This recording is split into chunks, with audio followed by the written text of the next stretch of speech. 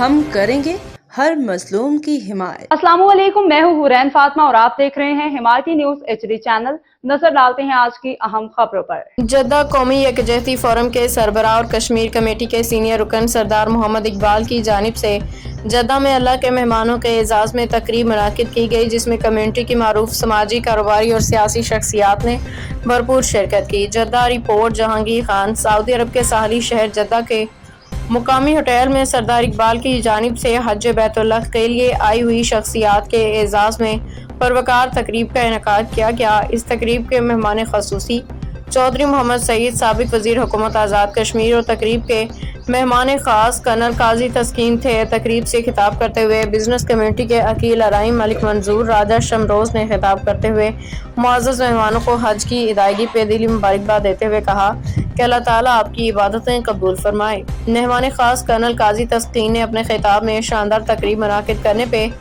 سردار اقبال کا تہہ دل سے شکریہ ادا کیا۔ انہوں نے حج کے بہترین انتظامات کرنے پہ سعودی گورنمنٹ اور خاص طور پہ تمام حج رضاکاروں کا خصوصی طور پہ شکریہ ادا کیا۔ باخبر رہیے ہر جگہ ہر وقت، جانیے ملکی و غیر ملکی حالات و واقعات یقین کے ساتھ۔